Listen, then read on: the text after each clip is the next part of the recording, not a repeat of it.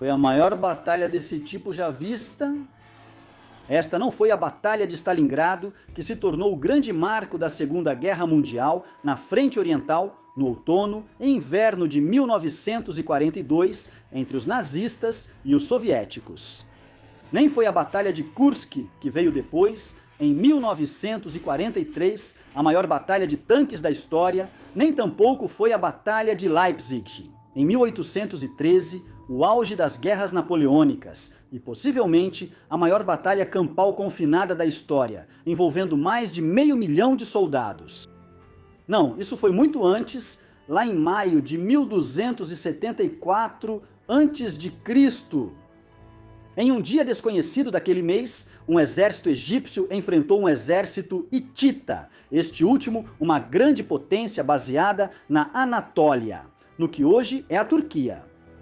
Eles se alinharam perto do rio Orontes, ao longo de onde hoje fica a fronteira entre a Síria e o Líbano. De ambos os lados, o metal brilhava, não apenas das espadas e armaduras, mas também do metal das rodas e dos carros de guerra. A Batalha de Kadesh, como ficou conhecido o confronto que se seguiu, foi a maior batalha de carros de guerra da história da humanidade. Egiptólogos e historiadores militares ainda debatem os números, mas é provável que o total de carros de guerra no campo de batalha tenha ficado entre 4.500 e 6.000. Esta foi, muito possivelmente, a maior batalha da Idade do Bronze. E, de forma apropriada, do lado egípcio, o faraó, ou rei, era Ramsés, segundo um dos governantes mais reverenciados na longa história de 3.000 anos do Antigo Egito. Esta é a história do reino que ele liderou e de como veio a enfrentar os hititas no norte do Levante pelo controle de terras distantes do Egito. É a história do Novo Império. O Novo Império foi o terceiro das 3 supostas eras de ouro da cultura egípcia antiga, de acordo com o sistema de periodização desenvolvido por egiptólogos no século XIX. O Alto e o Baixo Egito foram unificados no final do 4º milênio antes de Cristo pelo rei semilendário Namer. Então, o Antigo Império começou por volta de 2700 antes de Cristo e continuou até pouco depois de 2200 antes de Cristo. Foi durante essa era que a Grande Pirâmide e a Esfinge foram construídas no Planalto de Gizé, que hoje se ergue acima do atual Cairo, junto com outras grandes pirâmides em lugares como Saqqara e Dashur. O Antigo Império foi seguido pelo primeiro período intermediário. A guerra civil, a seca, a fome e a instabilidade dividiram o Egito e levaram a cerca de 1,5 séculos de crise prolongada. Então começou o Médio Império, uma nova era de prosperidade e desenvolvimento. Seus governantes, nos séculos 20 e 19, a Sisi, tentaram construir suas próprias pirâmides, mas fizeram isso com tijolo e argila, e as estruturas resultantes estão em grande parte em ruínas hoje. Em vez disso, suas grandes conquistas estavam em seus avanços no estudo da matemática, astronomia e medicina, além de unificar o Egito após um período de crise. No entanto, não durou tanto quanto o Antigo Império. Por volta de 1780 a.C., novos problemas surgiram e o poder central dos reis começou a enfraquecer. Isso levou ao fim do Médio Império e ao início do segundo período intermediário. Além disso, por volta de 1650 a.C., ocorreu uma invasão por um povo conhecido como os Hyksos. Suas origens precisas são incertas, mas evidentemente eram um povo do Levante e possivelmente eram sinônimos dos cananeus, entre outros grupos que haviam formado uma poderosa confederação de cidades ao longo de partes do Levante. Os Hyksos estabeleceram uma capital egípcia em Ávaris, no delta do rio Nilo, de onde governaram o norte ou o Baixo Egito. Pelo próximo século, a partir dessa nova crise, o novo império surgiria. Os Hyksos não tiveram vida fácil durante o segundo período intermediário. Eles governaram o Baixo Egito, região ao norte, perto do delta do Nilo, onde hoje ficam Cairo e a capital do antigo império, Mênfis. Assim como parte do que podemos chamar de Médio Egito, mais ao sul. Mas uma linhagem real egípcia nativa, a 16ª dinastia, continuou a governar grande parte do Alto Egito a partir da capital do Médio Império, Tebas, que hoje é Luxor. Eles governaram por cerca de 70 anos, aproximadamente entre 1650 a.C. e 1580 a.C., antes de serem sucedidos pela 17ª dinastia. As datas dessas dinastias e dos de seus respectivos reis são muito debatidas, e não conhecemos muitas delas com precisão. Como as principais fontes para estabelecê-las, algumas poucas listas antigas de reis frequentemente oferecem informações e datas conflitantes. Teoricamente, para que uma nova dinastia real seja estabelecida, seja no Egito Antigo ou em um reino da Europa medieval ou moderna, a linha imediata da antiga família real precisa se extinguir. Isso basicamente significa que todos os sucessores diretos do rei e de sua família precisam estar mortos. Então, se houver uma transição pacífica, o que vai acontecer é que um grupo de primos distantes, ou algo do tipo, vai reivindicar o trono e iniciar uma nova dinastia. No entanto, não foi isso que aconteceu com o fim da 17ª dinastia e o início da 18ª dinastia. Em vez disso, o primeiro rei da 18ª dinastia, Amoses I, era irmão de Camoses, o último governante da 17ª dinastia. Durante um reinado que durou mais de um quarto de século, Amoses fez campanhas contra os Ixos. Ele os expulsou do país e reunificou o Egito sob o domínio nativo. Um evento considerado tão importante que os antigos cronistas argumentaram que Amoses deveria receber a distinção de ter iniciado sua própria nova dinastia, a 18ª dinastia. Não há como negar que a conquista de Amoses, ao derrotar os Ixos, mudou o curso da história do Antigo Egito. Durante um século, o país esteve profundamente dividido, com partes sem lei e outras ocupadas por um invasor estrangeiro. Com suas campanhas, Amoses reuniu o Alto e o Baixo Egito. O que foi ainda mais notável foi a energia com que ele revitalizou todos os elementos do governo real. Minas foram reabertas, exércitos foram reconstruídos e o dinheiro voltou a fluir para o tesouro. Assim, a 18ª dinastia que ele inaugurou não significou apenas a expulsão dos Ixos. Logo, uma nova era de ouro estava em andamento, e o novo império, a 18ª dinastia, era absolutamente central para isso. Ela durou 2 séculos e meio, até 1292 a.C. De acordo com muitas cronologias estabelecidas por egiptólogos, houve cerca de 15 governantes do novo império durante esse período. No entanto, nunca podemos ter certeza absoluta, e há uma certa incerteza sobre a cronologia, especialmente nos anos caóticos após o reinado do rei herege Akhenaton, sobre quem ouviremos muito mais adiante. Dentre essa 18ª dinastia, muitos dos faraós foram governantes extremamente habilidosos. Além do próprio Amoses, o fundador da 18ª dinastia teve alguns descendentes muito capazes, notavelmente seu filho Amenhotep I, Tutmés III, Amenhotep II e Amenhotep III. Assim como talvez a rainha mais importante do Egito, antes de Cleópatra VII, a rainha Hatshepsut. Esses foram os governantes que controlaram o Egito como parte da 18ª dinastia durante a Era do Novo Império. Eles são os primeiros governantes do Antigo Egito que deveriam ser corretamente chamados de faraós. Esse é um termo que significa grande casa. Ele só foi usado no Novo Império. Quando é aplicado aos reis do Antigo e do Médio Império, está sendo usado de forma retroativa, pois nunca foi realmente utilizado nessas épocas. Existem fontes abundantes disponíveis para o Novo Império, o que contrasta fortemente com o Antigo Império e até mesmo com o Médio Império. E também os períodos intermediários, por exemplo, nossa maior fonte de informação sobre o Antigo Império são os vestígios arqueológicos das próprias pirâmides em Gizé, Saqqara e Dashur. No Novo Império, vestígios arqueológicos também são muito importantes.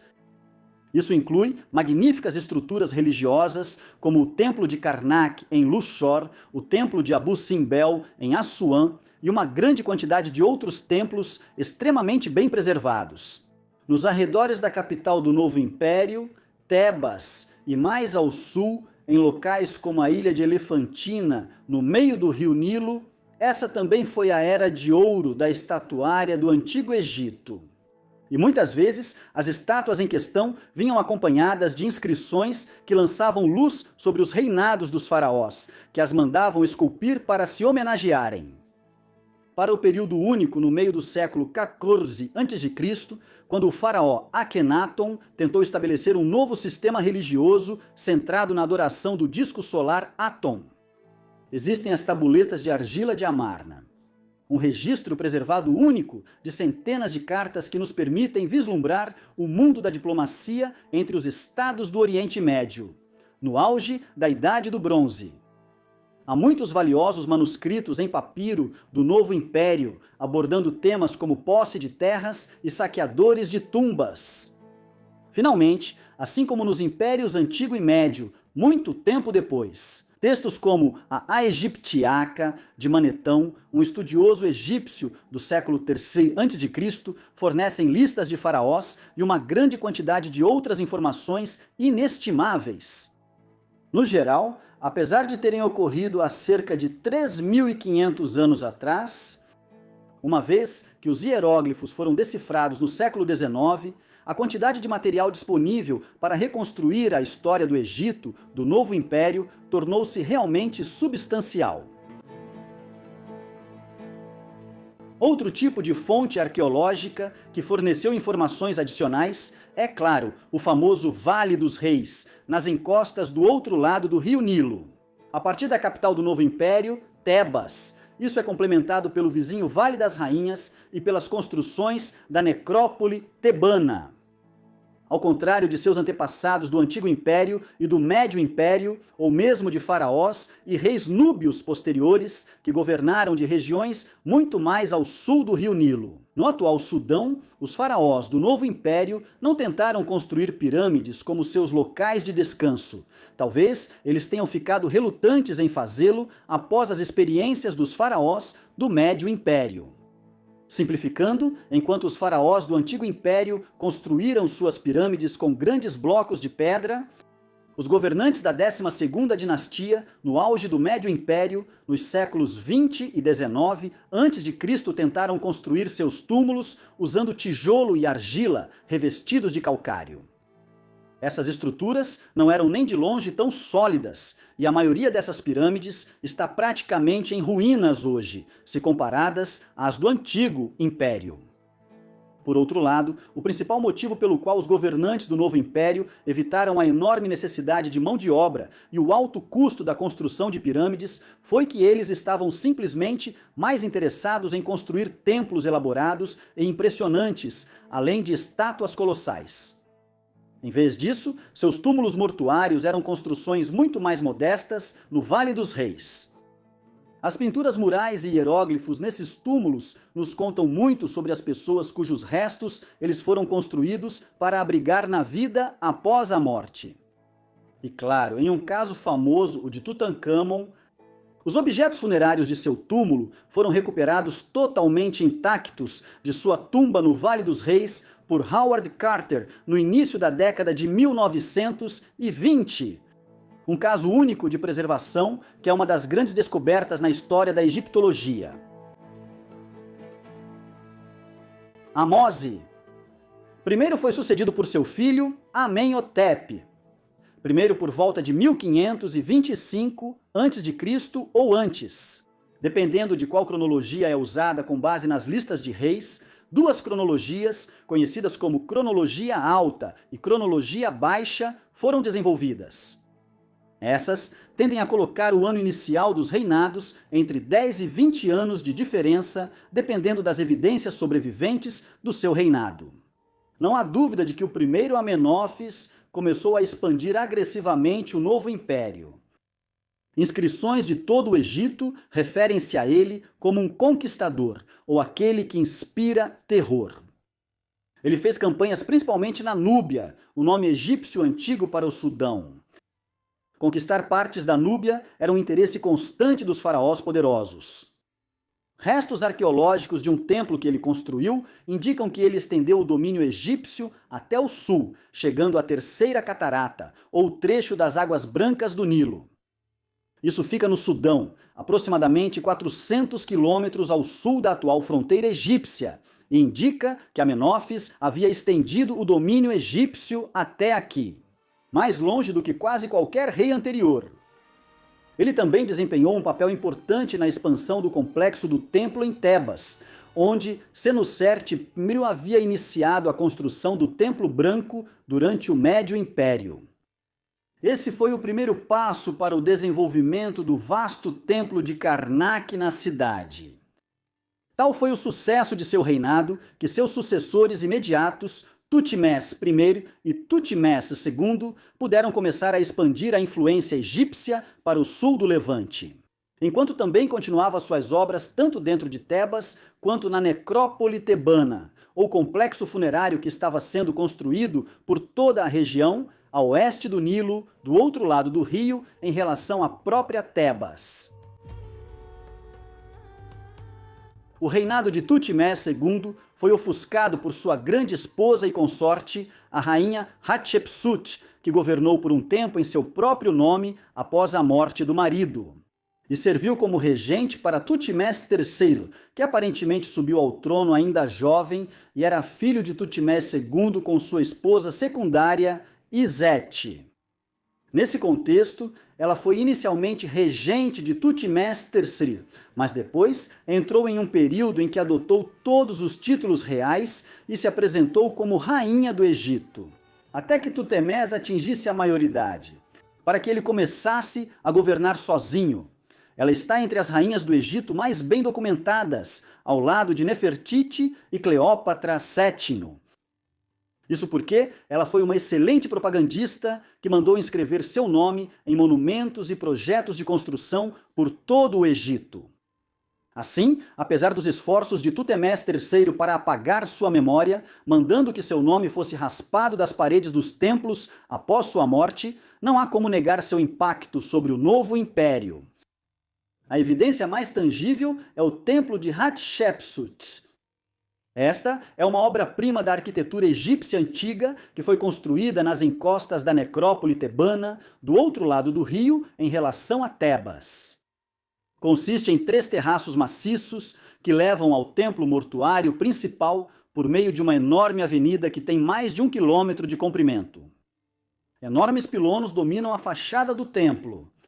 E então há relevos ou imagens ao longo dos pórticos que contam histórias sobre as origens divinas de Hatshepsut e as conquistas do seu reinado. Aqui estava uma construção da qual Tutmés III não podia simplesmente mandar apagar o nome de Hatshepsut, e ela está entre as maiores maravilhas arquitetônicas de toda a Idade do Bronze.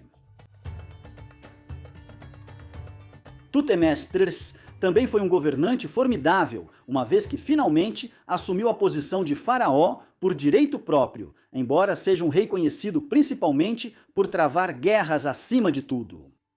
Seu reinado durou, em teoria, cerca de 54 anos, entre 1479 a.C.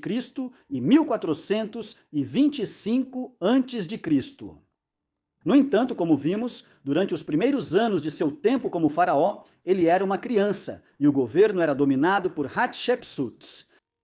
Ele só começou a governar completamente sozinho quando ela morreu, por volta de 1458 a.C. Uma onda de campanhas militares se seguiu. A primeira foi contra os cananeus no Levante, uma coalizão de povos da Ásia Ocidental que haviam construído uma série de cidades comerciais ricas ao longo da costa levantina. Eles estavam, em geral, sob vassalagem egípcia, e Tutmés fez campanha contra eles imediatamente após se tornar o único governante do novo império. Isso levou à Batalha de Megido em abril de 1457 a.C., um confronto que só perde para a Batalha de Kadesh, em termos de importância para a história do novo império. Ao contrário de Ramsés II em Kadesh, Tutmés saiu vitorioso em Megido e fortaleceu o controle do Egito sobre os cananeus. Outras campanhas ocorreram quase todos os anos seguintes. Há informações incomumente detalhadas sobre essas campanhas, pois Tutmés mais tarde mandou gravar um relato de suas façanhas militares nas paredes do templo de Karnak, em Tebas. No meio do seu reinado, ele já havia pacificado praticamente todas as regiões costeiras do Levante e até lançou uma campanha contra os mitânios, um reino que se espalhava por partes do deserto sírio, sudeste da Anatólia e norte da Mesopotâmia. Basicamente onde hoje se encontram Síria, Turquia e Iraque. Então, no final do seu reinado, ele foi para o sul e estendeu a fronteira até a quarta catarata do Nilo, onde estabeleceu o assentamento de Napata, a meio caminho entre a fronteira sul do Egito e Khartum, no Sudão, hoje em dia. Esse foi o maior alcance territorial que o novo império ou qualquer estado egípcio antigo já atingiu.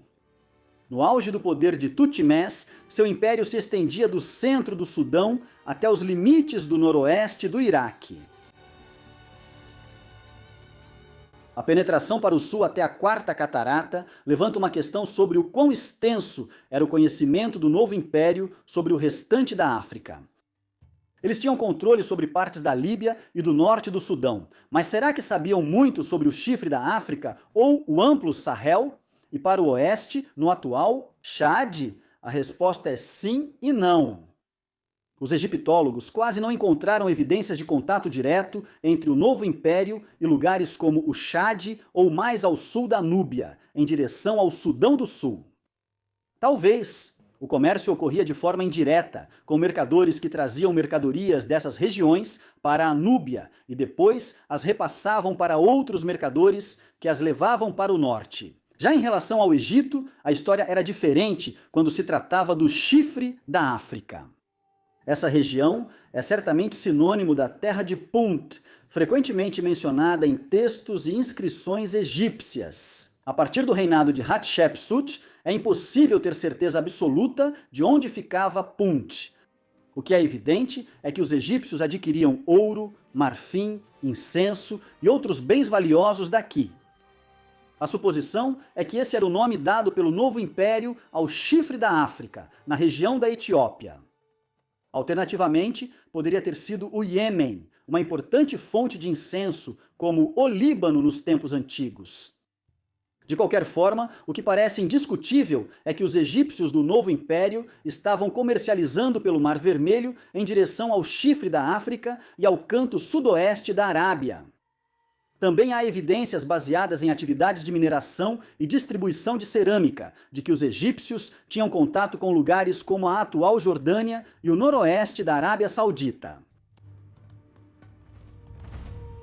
Punt era frequentemente mencionado e citado em inscrições de templos por razões religiosas. O incenso obtido dessa terra era essencial para cerimônias religiosas no novo império. E o nome alternativo que os egípcios tinham para Punt era Ta-Neter, que significa algo como Terra de Deus, no Novo Império. Os egípcios até tentaram adquirir mudas das árvores Boswellia, das quais se produz o olíbano, e trazê-las de volta para o Egito. O sistema religioso, do qual o incenso fazia parte, permaneceu central em praticamente todos os elementos da vida no Egito durante o Novo Império. Depois de travar guerras, construir templos era a prioridade de todos os faraós.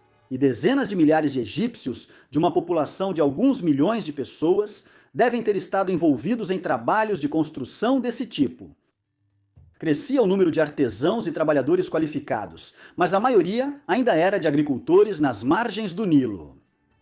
Eles adoravam Amon-Ra acima de todos os outros deuses. Ele era uma divindade composta que fundiu Ra, o deus do sol, que havia sido o deus preeminente do antigo império, com Amon, uma divindade local da região. Ao redor de Tebas, cuja importância havia crescido durante o Médio Império, também surgiram novos deuses dentro do enorme panteão de divindades masculinas e femininas que os egípcios adoravam. Vários deles vieram de fora do Egito e foram absorvidos pelo sistema egípcio através do contato com grupos como os cananeus, os hititas e os Mitanni. A religião também não era sombria, nem se resumia a histórias de vida e morte. Ela era a base para o calendário religioso que reunia as pessoas para festejar e beber em certos festivais religiosos e ditava os ritmos da vida. Muito parecido com o que o calendário cristão faria na Europa na Idade Média, ou como o calendário islâmico ainda influencia a vida dos muçulmanos em grande parte do mundo. Hoje, toda grande religião tem um ponto focal central. Seja a Basílica de São Pedro, na Cidade do Vaticano, a Caaba, em Meca, ou o Monte do Templo, em Jerusalém. Para o povo do Egito, nos séculos do Novo Império, o ponto focal do culto religioso era Tebas e o Templo de Karnak. Nos tempos do Médio Império, o rei Senusret supervisionou a construção da Capela Branca aqui. O local que ele havia utilizado atraiu os governantes do Novo Império, a partir de Amenhotep I, para começar a transformar esta planície ao sul de Tebas em um grande complexo religioso. A Capela Branca acabou sendo desmontada e a pedra foi reutilizada por faraós posteriores, embora tenha sido remontada artificialmente no século XX. Amenhotep e praticamente todos os seus sucessores fizeram acréscimos ao complexo. Com o tempo, tornou-se um aglomerado de diferentes características. Havia inúmeros templos menores e maiores dedicados a Amon-Ra e aos deuses locais Mut e Montu. Um lago sagrado foi incorporado e numerosos pilones e passarelas com colunas foram construídos. Havia até vários obeliscos que também faziam parte do complexo, enormes pilares de pedra em forma de agulha que chegavam a medir entre 20 e 35 metros de altura. Dependendo do obelisco, vários acabaram na Europa por diversos motivos. O obelisco de Latrão, o mais alto do seu tipo no mundo, está localizado em Roma atualmente, tendo sido levado através do Mediterrâneo pelos romanos na antiguidade. Uma última característica do complexo de templos de Karnak é a Avenida das Esfinges, uma estrada que tinha quase 3 quilômetros de extensão, conectando o complexo principal do templo a um anexo adicional, e que era ladeada na antiguidade por mais de 1000 estátuas de esfinges. A avenida era usada para festivais religiosos. O Templo de Karnak e a cidade de Tebas estavam localizados na margem leste do rio Nilo durante o Novo Império. Assim que você atravessava o rio, estava entrando na Terra dos Mortos. A margem oeste era uma enorme necrópole real. Necrópole é um termo da Grécia Antiga, que literalmente significa Cidade dos Mortos. Aqui, a terra se eleva em colinas montanhosas de forma bastante acentuada à medida que se avança para o oeste a partir do rio. Enquanto o Templo de Karnak era um centro de adoração religiosa ativa para os vivos de Tebas, a necrópole era onde eram construídos templos mortuários para reis, rainhas e nobres falecidos. O templo de Hatshepsut era o mais grandioso deles, mas muitos outros faraós do Novo Império também mandaram construir templos mortuários aqui.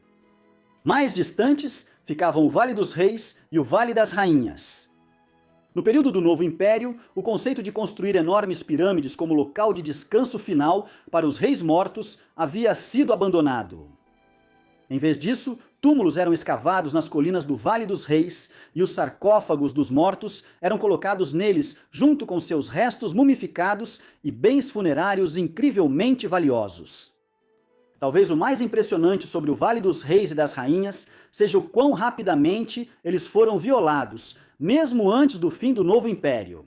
Havia relatórios do governo sendo produzidos que expressavam preocupação sobre ladrões, tentando encontrar e roubar os túmulos dos faraós nas colinas do outro lado do Nilo, de Tebas. apesar de toda a reverência que os egípcios pareciam ter pelos deuses e pelos mortos.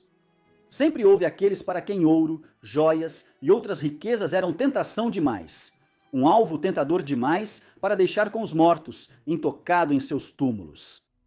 Apenas uma das 65 tumbas de Kv que foram descobertas desde o século XIX foi encontrada com seus bens funerários intactos, a de Tutankhamon. Dadas as riquezas que Howard Carter encontrou lá, imagine só o quê? Kv7 e Kv34, respectivamente, as tumbas de Ramsés II e Tutemés. Terceiro, os maiores faraós do Novo Império devem ter contido. Uma característica final do culto religioso e da construção durante o Novo Império foi a evolução da estatuária. Por mais de 1000 anos, os egípcios já eram hábeis em esculpir e erguer estátuas. A Esfinge de Gizé é de fato uma estátua impressionante. Centenas de outras estátuas dos reis do Antigo e do Médio Império atestam essa tradição. O Novo Império não foi diferente. Existem centenas de estátuas extremamente bem esculpidas e preservadas do período do Novo Império. Um exemplo impressionante são os Colossos de Memnon. Esses foram esculpidos para servir como sentinelas imponentes na entrada do templo mortuário de Amenófis III, um faraó que dominou a primeira metade do século XIV a.C. As estátuas foram construídas a partir de blocos de arenito quartzítico, que foram extraídos muito mais ao norte, perto do Cairo, e depois transportados por quase 700 quilômetros ao sul até a necrópole tebana. Depois, foram montados e esculpidos para criar estátuas de 18 metros de Amenófis. Os dois colossos seguem sozinhos atualmente. O templo mortuário de Amenófis e as estátuas foram construídos em uma planície de inundação e, com o tempo, as águas destruíram o templo. As estátuas, porém, ainda estão lá, embora bastante erodidas pelos danos causados pela água e pela areia ao longo de milhares de anos. Elas também atestam a história subsequente do Egito. Há dezenas de inscrições que foram feitas posteriormente nas estátuas ao longo dos séculos, algumas datando da era do domínio romano.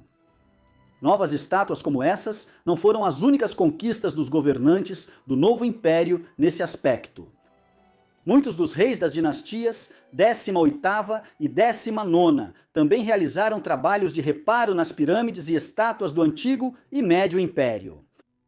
Tutemés IV, por exemplo, restaurou a Esfinge de Gizé e colocou uma nova estela do sonho entre suas patas.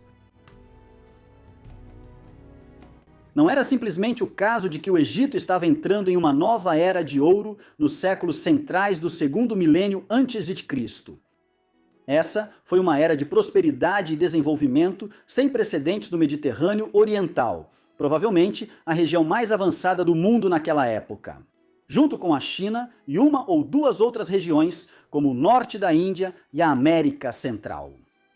Embora sempre tenham existido grandes civilizações que igualavam o Egito em sofisticação, na Mesopotâmia, no que hoje é o Iraque, com cidades prósperas ao longo dos rios Eufrates e Tigre. A primeira metade do segundo milênio antes de Cristo viu o surgimento de novas culturas em lugares como a Anatólia, na atual Turquia, na ilha de Creta, na Grécia e em outras partes do Oriente Médio.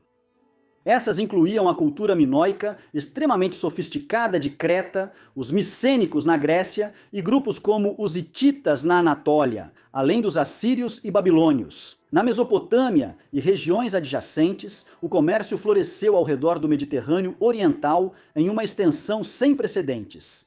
E o bronze, o metal da época, feito pela combinação de cobre e estanho, tornou-se a substância a partir da qual as armas, ferramentas e objetos da era passaram a ser produzidos em grande abundância, tendo se tornado de uso comum já por volta de 2000 a.C. em algumas partes do Mediterrâneo Oriental.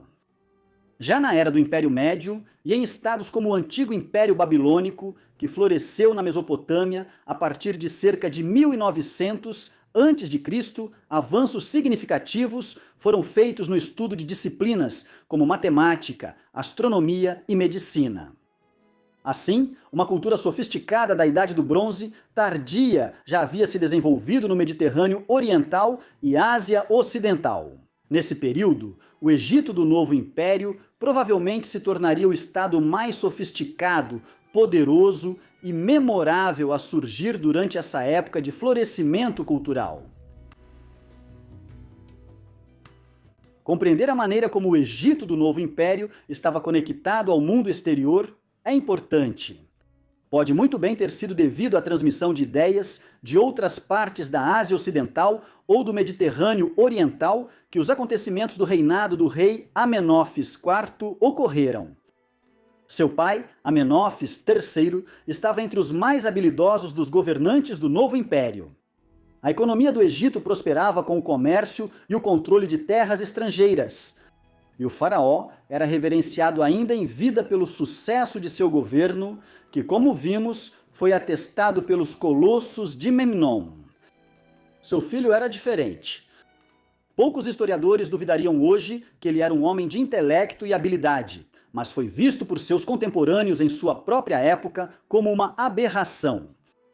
Não muito tempo depois que ele começou a governar por conta própria. Após a morte de seu pai, em ou por volta de 1351 a.C., Akenaton começou a implementar uma série de mudanças religiosas radicais.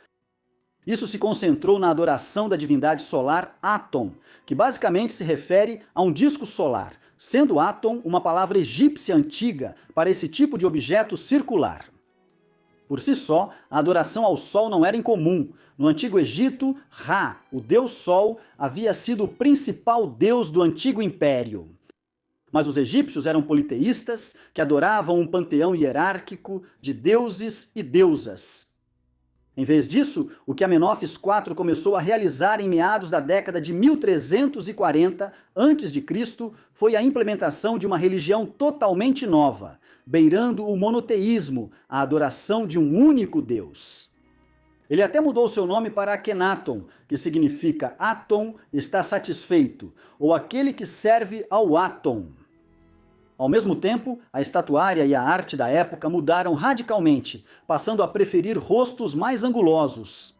Enquanto isso, Akhenaton também ordenou a construção de uma grande nova capital chamada Akhetaton, em Amarna, ao norte de Tebas.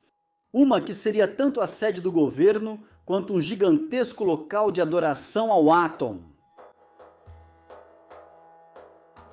Várias teorias foram apresentadas ao longo dos anos sobre o que poderia explicar essa revolução religiosa radical que Akhenaton supervisionou. Por exemplo, alguns argumentam que o faraó foi influenciado por novas ideias relacionadas à adoração de um único Deus e o foco em um novo tipo de divindade solar. Vindo de além das fronteiras do Egito, isso é bastante plausível, e realmente vemos uma tendência ao monoteísmo em algumas regiões da Ásia Ocidental. Nos séculos em torno da transição da Idade do Bronze para a Idade do Ferro, destaca-se o surgimento do zoroastrismo na Pérsia, atual Irã. As causas da revolução religiosa podem não estar totalmente claras, mas certamente sabemos qual foi a resposta. Muitos dos súditos de Akhenaton, especialmente entre a poderosa classe sacerdotal e a nobreza, ficaram horrorizados com esses acontecimentos. Eles possivelmente culparam o desrespeito de Akhenaton aos deuses como a razão para isso. Uma terrível praga assolou o Egito nos anos seguintes, uma que matou vários membros da família do faraó. Assim, quando ele morreu por volta de meados da década de 1330 a.C., houve uma reação violenta à revolução religiosa. O atonismo foi revertido, Tebas foi restaurada como capital e a nova cidade que ele havia construído em Amarna como centro de adoração ao Aton foi sistematicamente desmontada. Esse último acontecimento foi fortuito. Isso significou que alguns dos vestígios arqueológicos aqui ficaram bem preservados sob a areia. E Amarna se tornou um local importante para reconstruir a história do novo império. Notavelmente, uma série de mais de 350 documentos diplomáticos reais, conhecidos como as Cartas de Amarna e datados do reinado de Akhenaton, foram recuperados das areias daqui no final do século XIX e lançaram uma luz valiosa sobre a própria natureza das relações internacionais na Ásia Ocidental e no leste do Mediterrâneo, no auge da Idade do Bronze.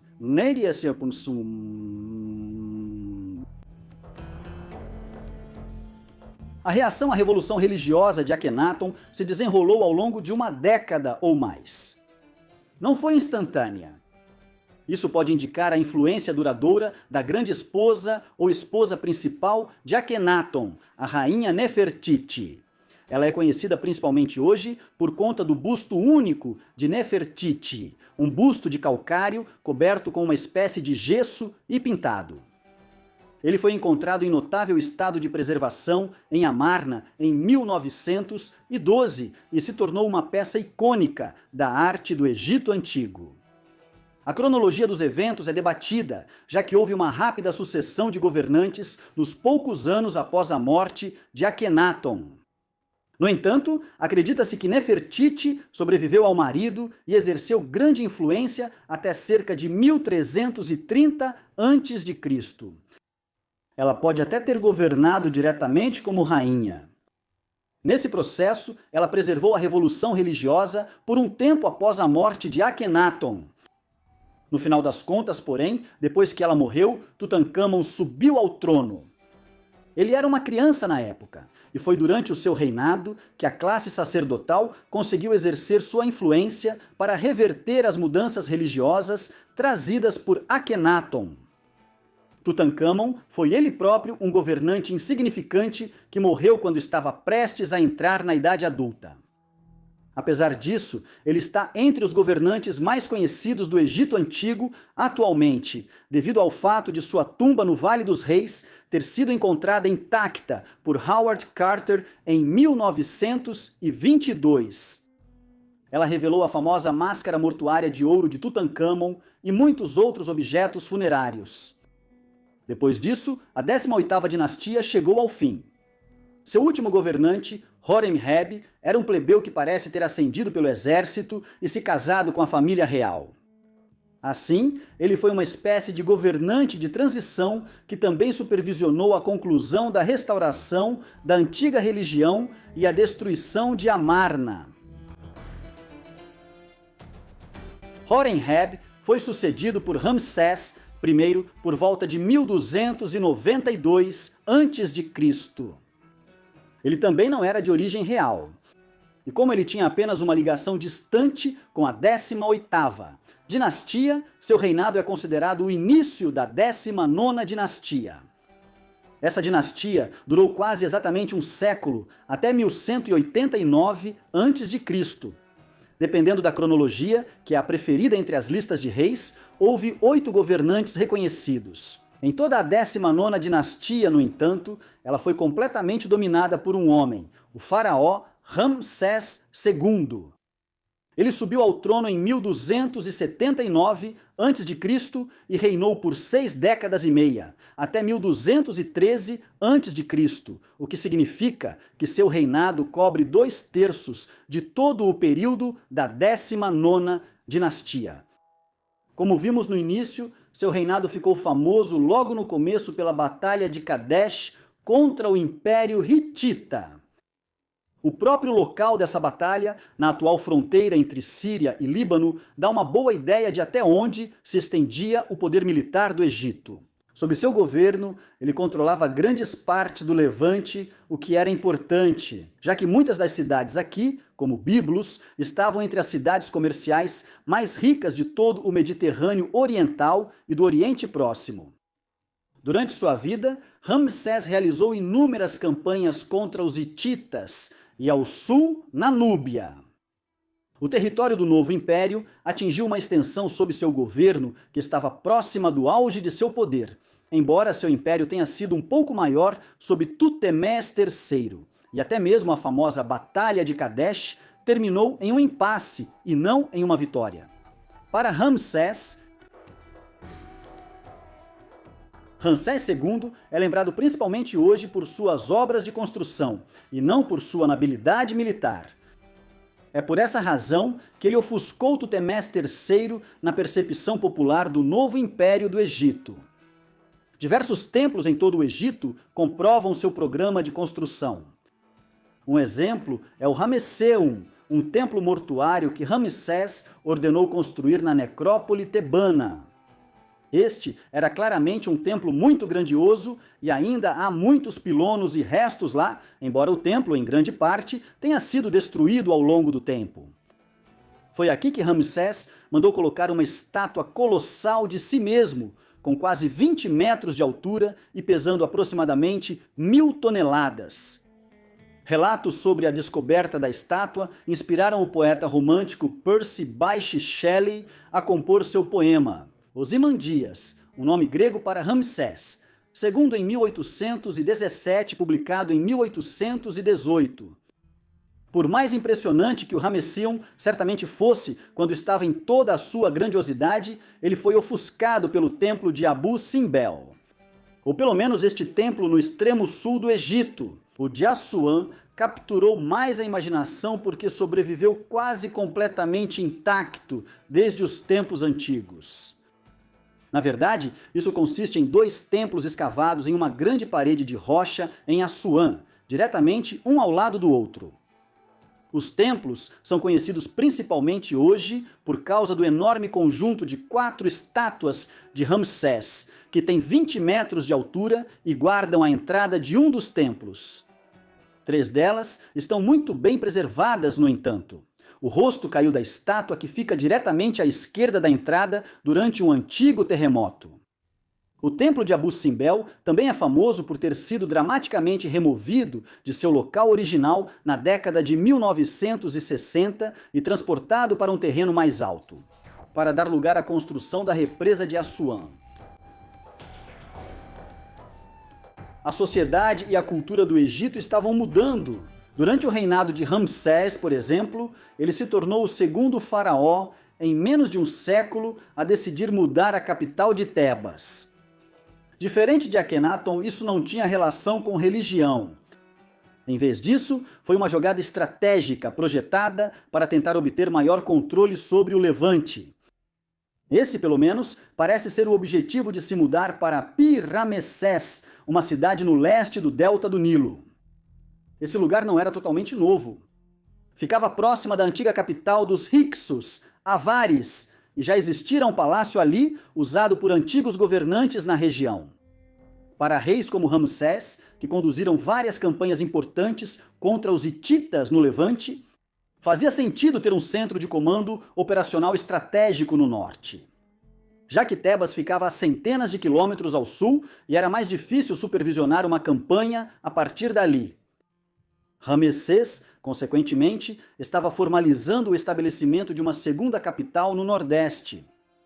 Os egípcios comuns, a maioria dos quais passava a vida envolvida na agricultura ou em elementos básicos de protoindústria, como a produção de cerâmica, teriam percebido essa mudança. Com o governo requisitando mais grãos e cevada como impostos para levar ao norte, para Pi-Ramessés, esses produtos deixaram de ser enviados para Tebas. Eles também poderiam ter notado o aumento de trabalhadores vinculados, semi-escravos em seu meio. Muitos egiptólogos creem que a expansão para o Levante incluiu a escravização de grupos locais, posteriormente usados nos projetos de construção de Ramessés. É plausível que a história dos israelitas fugindo do Egito sob seu líder, Moisés, como está registrado no livro do Êxodo, era uma reflexão sobre eventos que o povo judeu acreditava terem ocorrido durante o reinado de Ramessés II, embora só tenha sido escrito pela primeira vez na Torá judaica entre os séculos 9 ou 8 a.C. Não há como negar que Ramessés II foi um governante notável. Essa não é apenas a avaliação de egiptólogos e historiadores modernos. Os contemporâneos acreditavam que o Egito do Novo Império atingiu seu auge no longo reinado dele. Isso fica evidente ao simplesmente examinar os nomes dos faraós que vieram depois, até o final da 20ª dinastia, por volta de 1077 a.C. Houve 9 reis durante esse período que se chamavam Ramsés. Seu nome se tornou uma espécie de título honorífico que era acrescentado ao nome de qualquer rei, de forma semelhante ao que aconteceu com os membros da família real francesa no final dos séculos 17 e 18, que depois passaram a ser todos chamados de Luís, em reconhecimento ao imenso poder absolutista do rei Luís XIV, que, assim como Ramsés, governou por cerca de 7 décadas. Esse ato de emulação sugere claramente uma visão contemporânea de que Ramsés II foi um rei excepcional. Infelizmente, muitos de seus sucessores não foram. Houve vários outros governantes da 19ª dinastia que vieram em sucessão relativamente rápida no quarto século após Ramsés. Então, não muito tempo após o início do reinado da rainha Tausret, um usurpador chamado Setnacht tomou o trono por volta de 1189 a.C. e estabeleceu a 20ª dinastia. O novo império já estava em declínio nessa época, por razões que veremos em breve, embora houvesse alguns pontos positivos. Ramsés III exerceu muita influência em meados do século XII a.C. durante um longo reinado. No entanto, nem mesmo ele conseguiu conter totalmente a onda de ataques de invasores estrangeiros. E ele foi morto em uma conspiração palaciana conhecida como Conspiração do Harém em 1155 a.C. Mais 8 Ramsés vieram nos 50 anos seguintes, o que fez com que as 19ª e 20ª dinastias ficassem conhecidas popularmente como a Era Ramessida. O último, Ramsés XI, tentou reformar o reino durante um reinado de quase 30 anos. No final das contas, ele não conseguiu deter o declínio do Egito. Mesmo na época de Ramsés II, já havia sinais preocupantes de problemas enfrentados pelo Egito e por todo o mundo do Mediterrâneo Oriental. Por volta do final do reinado dele, no final do século XIII a.C., um povo misterioso começou a entrar no Mediterrâneo Oriental e a lançar ataques nas regiões costeiras do Egito e de outros países, incluindo o Levante e o Império Hitita, no sul da Anatólia. Tratava-se de uma confederação inexplicada de saqueadores violentos, cuja identidade nunca foi comprovada de forma concreta. Na historiografia, eles são geralmente chamados de povos do mar, embora vários nomes fossem usados para descrevê-los, encontrados em inscrições, documentos e outras fontes da época. Nomes como Sherden, Luca e Weshesh. Suas origens seguem misteriosas, assim como se vieram do mesmo lugar ou de grupos distintos. A hipótese mais aceita atualmente é que os povos do mar vieram da Europa Ocidental, um lugar nos limites do mundo conhecido. Talvez tenham vindo da França, passando pela Sardenha até o leste do Mediterrâneo. No século XIII a.C., a intensidade dos ataques deles estava aumentando. O Egito parece ter sido um alvo especial, talvez por causa de sua riqueza comparativa, mas também porque era uma das poucas grandes potências da Idade do Bronze Final na região, que ainda não havia colapsado completamente naquela época. Os povos do mar desempenharam um papel substancial nos eventos que levaram a um colapso social generalizado no mundo do Mediterrâneo Oriental entre os séculos XIV e XII a.C. O colapso do final da Idade do Bronze, como é chamado na historiografia, foi resultado de muitos fatores. Por exemplo, a civilização minoica de Creta foi a primeira peça a cair, já que os grandes palácios nos quais sua cultura era centrada foram destruídos. Cidades como Knossos foram destruídas tanto por um declínio social inexplicável, quanto por desastres naturais, como terremotos. Outras foram vítimas de grupos de invasores agressivos, além dos povos do mar. Por exemplo, foram os dórios, que desceram dos Balcãs para a Grécia por volta dos séculos XII e XI a.C., que derrubaram a cultura da Idade do Bronze liderada por Micenas, lá. A leste, ataques combinados dos povos do mar. Povos do sul e outros grupos, como os Cáspios, que desceram pelo Cáucaso até a Anatólia, destruíram esse poderoso império. A capital deles, Hattusa, aparentemente foi saqueada em ou por volta de 1200 a.C. Finalmente, houve mais distúrbios na Mesopotâmia, onde vários povos da Pérsia, região que hoje conhecemos como Irã, estavam gradualmente ascendendo ao poder. À medida que o poder político se deslocava para o leste aqui, de uma forma que teria consequências por milhares de anos. E então vieram os efeitos em cadeia. À medida que os ataques aumentavam contra potências como Micenas, os hititas e o Egito do Novo Império, as redes de comércio ao redor do Mediterrâneo Oriental foram interrompidas e o padrão de vida caiu. A agricultura foi prejudicada. E também foi especulado que uma mudança significativa nos padrões climáticos pode ter contribuído para o colapso da Idade do Bronze Tardia. No geral, a cultura conjunta e a interconectividade que haviam começado a assumir uma dimensão internacional. Desde Micenas, no oeste, até o Golfo Pérsico, no leste, e de Hattusa, no norte, até as cataratas do Nilo, no sul, colapsaram. A Idade do Ferro veio depois, mas demorou séculos para recuperar os padrões de vida anteriores. Esses padrões haviam sido alcançados no auge da Idade do Bronze, por volta dos séculos XV e XIV a.C. Em vez disso, uma antiga Era das Trevas se seguiu por várias centenas de anos. De certa forma, o Egito do Novo Império foi uma exceção à devastação total que ocorreu durante o colapso da Idade do Bronze Tardia. Os minoicos foram totalmente derrotados pelos terremotos e outros problemas. Os micênicos nunca se reergueriam, o Império Hitita foi completamente destruído. Novas potências surgiriam eventualmente na Mesopotâmia, mas houve uma transição clara.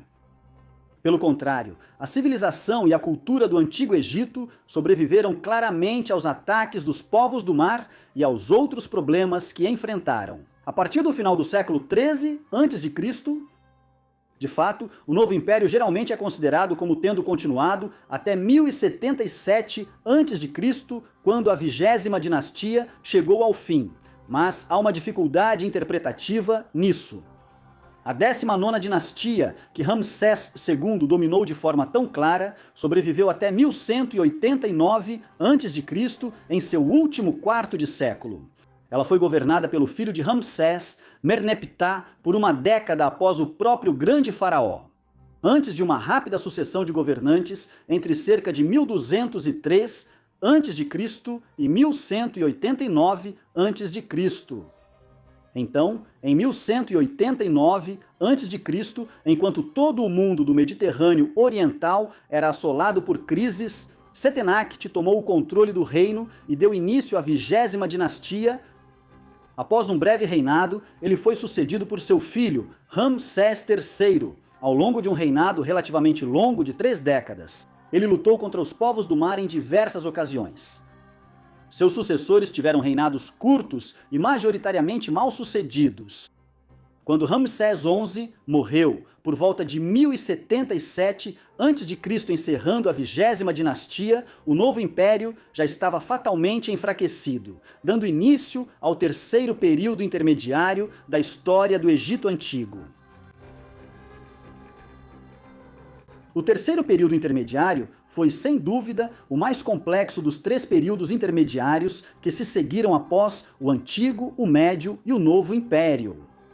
Ele é geralmente identificado como tendo durado até o século VII a.C., quando começaram os períodos de dominação por potências da Mesopotâmia e da Pérsia, como os neo-assírios e os persas aquemênidas. No entanto, o terceiro período intermediário não foi simplesmente uma era de crise e instabilidade que durou 400 anos.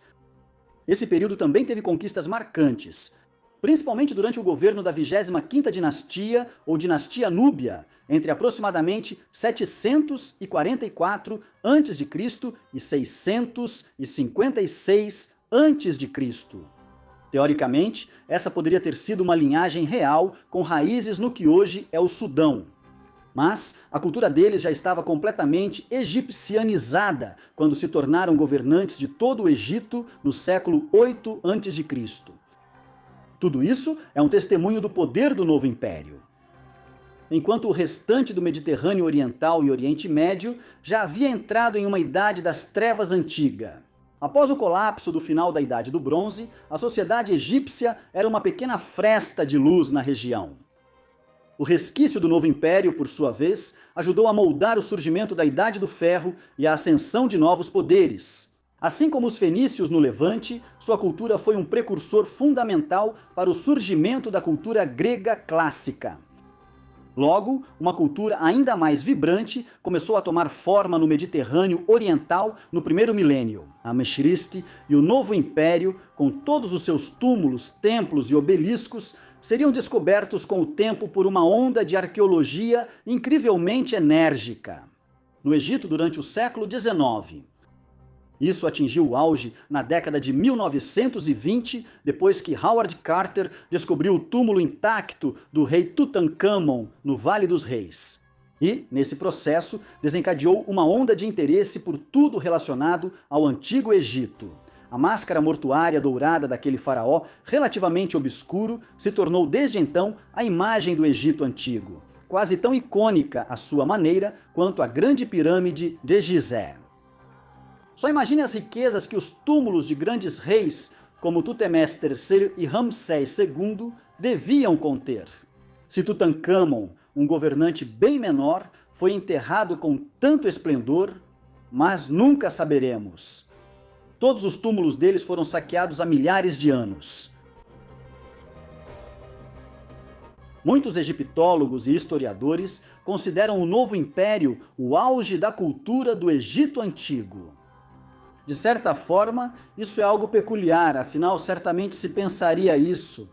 O Antigo Império, quando a Grande Pirâmide de Gizé e suas vizinhas, junto com a Esfinge, foram construídas, foi o auge absoluto da história do Egito Antigo? E, no entanto, isso não é bem assim.